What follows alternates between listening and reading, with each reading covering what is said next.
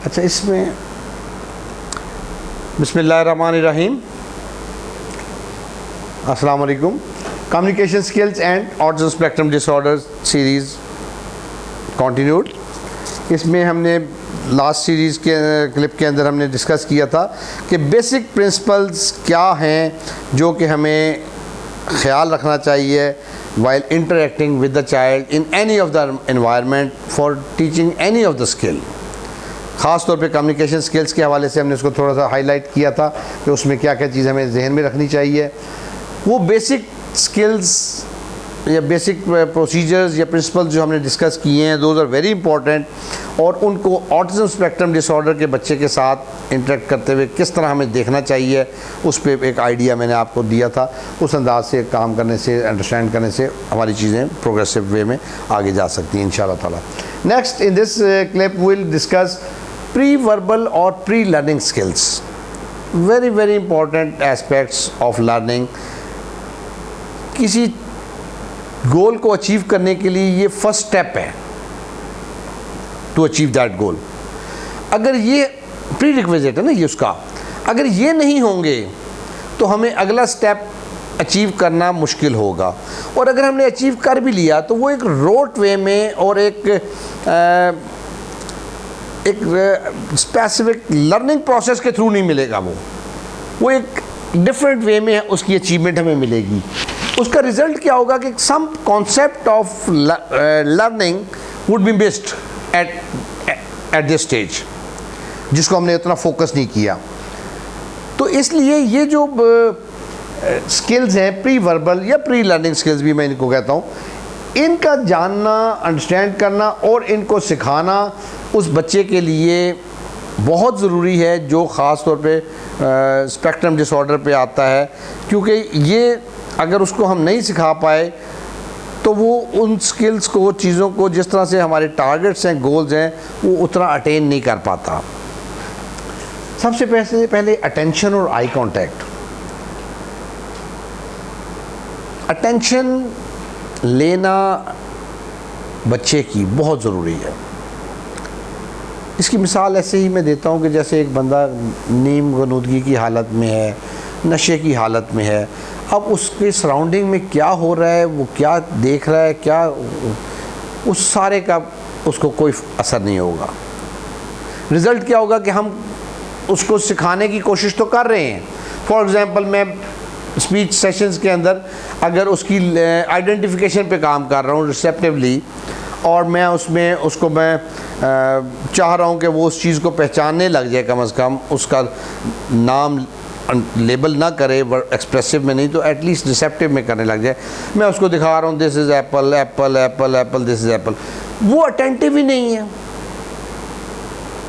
वो अपने imaginary face के अंदर है, वो देख रहा है एप्पल को, but he is in imaginations, और वो एप्पल को एप्पल के तौर पे नहीं देख रहा। वो कुछ हो सकता है उसको बॉल देख रहा है, या वो एप्पल के अगर मैं फ्लैश कार्ड से करा रहा हूँ तो हो सकता है उसका एक कोना जो मुड़ा हुआ है वो उसको उससे रिलेट करके कुछ इमेजिन कर रहा है, या उसको उससे आइडेंटिफाई कर रहा है।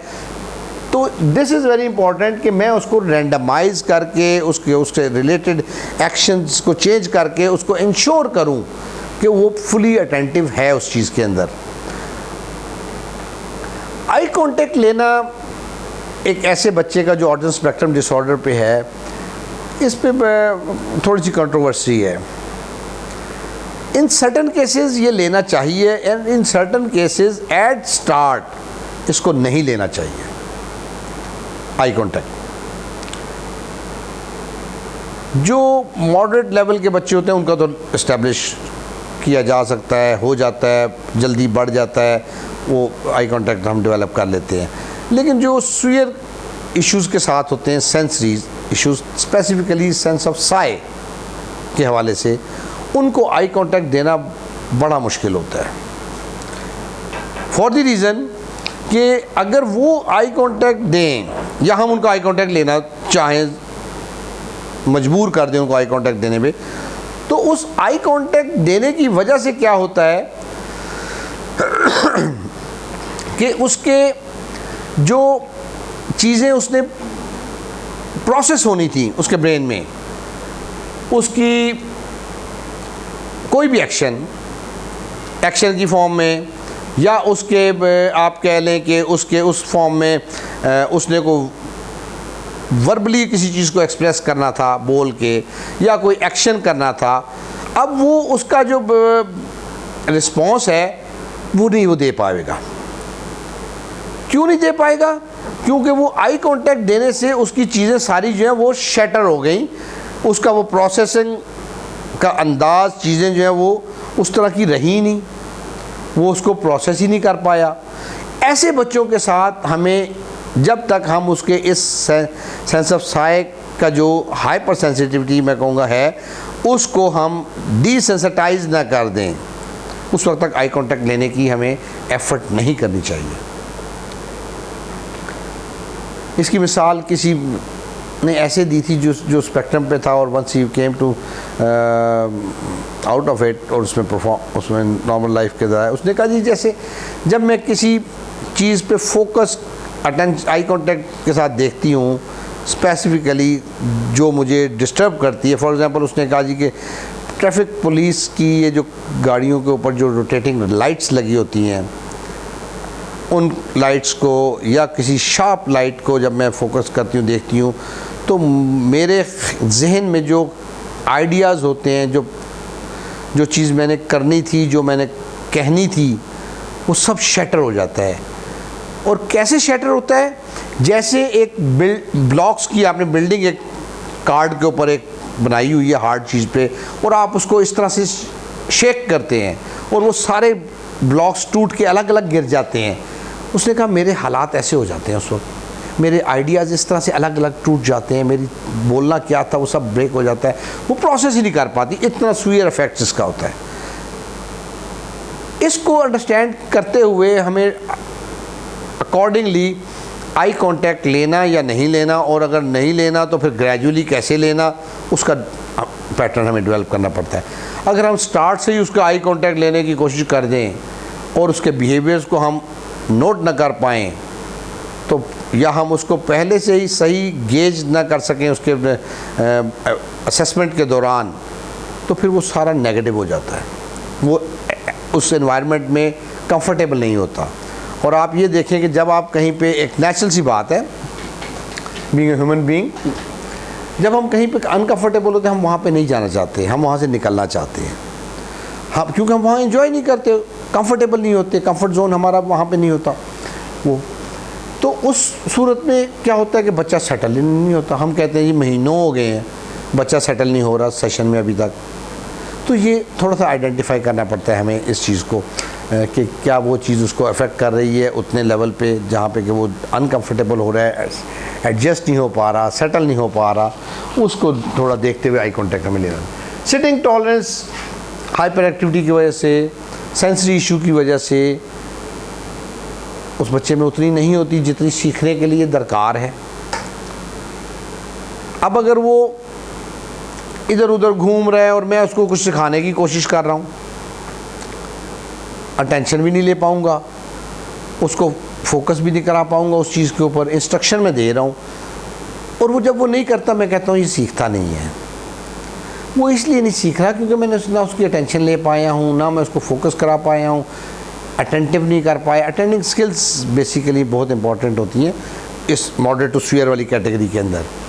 हमें उनको टारगेट करना पड़ता है, पहले उन पे फोकस करना पड़ता है। एट टाइम्स मुझे इसमें पेरेंट्स को कम्युनिकेट करने में भी दिक्कत होती है। वो चाहते हैं कि वो हाइपर एक्टिविटी को भूल जाएं, पेरेंट्स हैं, they are eager, they want जल्दी से हो जाए, बच्चा उनका सब कुछ कर ले जल्दी से। वो चाहते हैं बच्चा बोल पड़े, बोलता नहीं है, इतने महीने हो गए हैं बोला नहीं है, साल हो गया बोला नहीं। अब वो एक तो वो बाज़ औक़ात उसके स्पीच पैटर्न के डेवलपमेंट का जो पैटर्न है उसको नहीं अंडरस्टैंड करते कि ऑटिज़म में वो कैसा होता है, तब ऐसी सूरत आती है। बच्चे का लेवल ऑफ फंक्शनिंग जो है सिवियरिटी की तरफ अगर है तब वो उसको नहीं एक्सेप्ट कर पा रहे होते हैं। उनके नज़दीक ये होता है कि स्पीच अगर हम करा रहे हैं तो स्पीच बेहतर हो जाए, उसको वर्बल होना चाहिए, बोलना चाहिए, इतनी देर में नहीं बोला है। इम्पॉर्टेंट थिंग इज़ कि एक्सप्रेसिव शायद नहीं हुआ हो, रिसेप्टिव में फ़र्क आएगा। उसकी वोकेबलरी में फ़र्क आएगा, उसके बिहेवियर्स में फ़र्क आएगा। अब हम कहेंगे ये काम बिहेवियर थेरेपी भी कर रही है। Behaviour therapy specifically communication skills को टारगेट नहीं कर रही है। वो उसके अंदर ABA के प्रोग्राम की मैं बात करूँगा, उसके अंदर जो स्किल्स होती हैं वो अटेंडिंग स्किल से लेके स्कूल रेडीनेस वाली लेवल तक की सारी चीज़ें उसमें आती हैं। डेली लिविंग स्किल्स भी हैं, सेल्फ हेल्प स्किल्स भी हैं, practical life skills, social skills, language skills भी हैं, लेकिन not specifically to the communication skills. वो एक लिमिट तक एक पार्ट उसका उसमें प्ले हो रहा था। तो जब इसमें हम काम करते हैं एक सुयर बच्चे के साथ, मॉडरेट टू सुयर में मैं कह लूँ, अब हम उसकी बेसिक जो प्रॉब्लम्स होते हैं हाइपर एक्टिविटी के, अटेंशन के, उस पर काम कर रहे होते हैं। उसका रिज़ल्ट क्या निकलता है? उसका इन सीट बिहेवियर डेवलप हो जाता है, वो तवज्जो देना शुरू कर देता है, वो नॉन वर्बल कम्युनिकेशन की तरफ आ जाता है। ये सारा कैसे हुआ? ये स्पीच थेरेपी की वजह से होता है। रीइंफोर्स अपनी दूसरी इन्वायरमेंट्स में बिल्कुल हो रहा होता है, आई एग्री, लेकिन वो जो स्पीच का इंडिविजुअलाइज सेशन होता है वो एक क्वालिटी टाइम होता है उस बच्चे के लिए, जहाँ पे उसको फुल अटेंशन ली जा रही है, फुल अटेंशन दे रहे हैं, और टारगेट हमारा क्या है? कम्युनिकेशन से रिलेटेड है। तो इन दिस वे वो कुछ ना कुछ उसको हेल्प कर रहा होता है उसके लेवल ऑफ फंक्शनिंग के मुताबिक। अब अगर हम एक मॉडरेट टू सीवियर बच्चे से एक्सपेक्ट कर रहे हैं कि वो जल्दी से बोल पड़े, हाइपर एक्टिविटी उसकी हम नहीं देख रहे, हम उसकी अटेंडिंग स्किल्स को नहीं देख रहे कि वो उसमें क्या फ़र्क आ रहा है, हम उसकी रिसेप्टिव लैंग्वेज को नहीं अंडरस्टैंड कर रहे कि उसमें क्या आ रहा है, उसके नॉन वर्बल कम्युनिकेशन को नहीं अंडरस्टैंड कर रहे उसमें क्या फ़र्क आ रहा है, हम उसके बिहेवियरल चेंजेस को नहीं नोट कर पा रहे हैं, हम उसको नोटिस नहीं कर पा रहे हैं कि उसमें वो बिहेवियरल चेंजेस आ रही हैं, हम उसकी कमांड फॉलोइंग को नहीं देख रहे, हम उसकी कंप्लायंस को नहीं देख रहे, हम उसकी सोशल इंटरेक्शन को नहीं देख रहे, हम उसका चीज़ों के अंदर इंटरेस्ट लेने को नहीं देख रहे, हम सिर्फ वर्बल देख रहे हैं कि वर्बल एक्सप्रेसिव लैंग्वेज में नहीं आया है, और उसकी बेस पे हम कहें कि स्पीच थेरेपी कुछ नहीं कर रही है, इतने पैसे मैं ऐसे ही दे रही हूँ या दे रहा हूँ, क्या फ़ायदा है मुझे इतने पैसे मैंने एक साल से मैं दे रहा हूँ इसके स्पीच थेरेपी के सेशन के पैसे, और अभी तक उसमें ये चीज़ें नहीं आई। तो यहाँ पे थोड़ा सा डिफरेंस आ जाता है। मेरे ख्याल में पेरेंट्स को आइडेंटिफाई करना चाहिए इस चीज़ को। अगर उसके इन बाकी एरियाज़ में भी फ़र्क नहीं आया, then I fully agree to the parent कि बिल्कुल ठीक कह रहे हैं आप, इस सारे प्रोसेस का क्या फ़ायदा हुआ, इतने पैसे का, इतने टाइम का, इतनी एफ़र्ट का जो हमने बच्चे के साथ की, आपके उतने पेशेंस का जो आपने शो किया, क्या फ़ायदा हुआ? वर्बल नहीं हुआ, बाकी भी नहीं कुछ हुआ। लेकिन अगर वर्बल एक्सप्रेसिव लैंग्वेज में उसने अभी अटर नहीं किया, वो उसका पैटर्न ऑफ एंड ऑन वाला मिलता है हमें, कभी बोल दिया कभी ना बोला, जो यहाँ बुला रहे हैं 4 दिन बाद कहीं बोल दिया, क्लास के अंदर बोल दिया, गाड़ी के अंदर जाते हुए बोल दिया, आवाज़ निकाल दी, वो इस तरह का डेवलप हो रहा है। तो ये कैसे डेवलप हो रहा है? उस पर कुछ एफर्ट हो रही है, कुछ काम हो रहा है जिस वजह से ये वो हो रहा है। तो इस पॉइंट को अंडरस्टैंड करना चाहिए हमें कि वो अगर अच्छा प्रोफेशनल है, ऑटिज़म को समझ रहा है, उसकी बेसिक जो चीज़ें प्री रिक्विजिट्स हैं वर्बल कम्युनिकेशन या एक्सप्रेसिव लैंग्वेज के लिए, उनको टारगेट कर रहा है, उन एरियाज़ में फ़र्क आ रहा है, अब उसका वर्बल होना या एक्सप्रेसिव होना उस पैटर्न के मुताबिक होगा। टाइम कितना लेगा, अब उसको देखना ही है कि वो जो 30 मिनट्स का स्पीच थेरेपी का सेशन हो रहा है वो घर में, बाकी इन्वायरमेंट्स में कितना रीइंफोर्स हो रहा है, कितना उसको पेरेंट्स टारगेट कर रहे हैं, कितना उसकी अटेंडिंग स्किल्स को बेहतर करने की कोशिश बाकी इन्वायरमेंट्स में हो रही है, उस सारे पे डिपेंड करते हुए उसकी प्रोग्रेस होगी। पैटर्न उस तरह से ही होगा। आज नॉन वर्बल है, फिर वो उसमें वर्बल इमिटेशन में करता है, फिर वो of and on verbal response पे जाता है, फिर उसकी फ्रीक्वेंसी बढ़ती है, उसका रिस्पांस देना बढ़ता जाता है, फिर वो रिलेटिव जगह के ऊपर उस चीज़ को कम्युनिकेट कर रहा है, वर्बल हो रहा है, वर्ड से फ्रेज पे जा रहा है, फ्रेज से सेंटेंस पे जा रहा है, इस तरह से वो आगे बढ़ेगा। कुछ बच्चे स्किप करते हैं, एक या दो इसके जो माइल्स जो लेवल्स हैं उसको स्किप करके डायरेक्ट सेंटेंसेस पे भी आ जाते हैं। मैंने ऐसे भी देखे हैं। तो ये कोई हार्ड एंड फास्ट रूल नहीं है। This is very important to understand. Parents के लिए मैं जब पेरेंट कैंप पे जाके सोचता हूँ, I get all my sympathies to the parents and I fully agree to them as well. उनकी जज्बात, उनकी ख्वाहिशात, उनकी एज अ पेरेंट जो उनकी सोच है, मैं उसमें जाके जब सोचता हूँ तो मैं वो सही होते हैं, आई एग्री। लेकिन उसको उनको अंडरस्टैंड करना ज़रूरी है कि ये क्यों ऐसा होता है और उसके लिए क्या क्या पैटर्न होगा, कैसे होगा, नहीं होगा। हो सकता है वो बच्चा टोटल म्यूट वाले लेवल पे फॉल करता है। एक रियलिटी है कि 25-30% बच्चे ऑटिज्म स्पेक्ट्रम डिसऑर्डर पे म्यूट रहते हैं थ्रू द लाइफ। अब हम जितनी भी कोशिश कर लें वो शायद म्यूट ही रहेगा, लेकिन कोशिश से फ़र्क पड़ेगा। कोशिश से फ़र्क कहाँ पड़ेगा? मैंने जो एरियाज़ बताए हैं उनमें, उसमें ज़रूर फ़र्क पड़ेगा। ऐसा नहीं हो सकता कि ना पड़े, बिल्कुल पड़ेगा इंशाल्लाह ताला। जब हम सही नीयत के साथ, अच्छी एफ़र्ट के साथ, सही डायरेक्शन के अंदर एफ़र्ट करते हैं और रीइंफोर्स करते हैं, हर जगह पे जनरलाइज करते हैं, तो उसमें डेफिनेटली फ़र्क आता है। आई डोंट बिलीव कि उसमें फ़र्क ना आए, because we have a very very strong belief in Allah almighty. और अल्लाह ताला मेहनत हमारी रायगा कभी भी नहीं करता, उसका हमें रिवॉर्ड, सिला, रिस्पॉन्स ज़रूर मिल रहा होता है, वन वे और दी अदर। तो लेट्स होप बेस्ट इंशाल्लाह ताला, और उस एफ़र्ट को हमें नहीं छोड़ना। वो होपलेस वाली कंडीशन नहीं आनी चाहिए। मैं ये फिर हाईलाइट करता हूँ कि अगर किसी भी एरिया के अंदर फ़र्क नहीं आ रहा, फिर शायद हमें होपलेस होना चाहिए। लेकिन अगर उसके बिहेवियर्स, उसके टेंट्रम्स, उसका एस्केप, उसके ये जो अटेंडिंग स्किल्स हैं, अटेंशन, उसका सोशलाइजेशन, उसका नॉन वर्बल कम्युनिकेशन, उसका इन सिटिंग टॉलरेंस, ये सारी चीज़ें अगर बेहतर हो रही हैं या इनमें से चंद एक बेहतर हो रही हैं, फिर इसका मतलब है कि फ़र्क पड़ रहा है।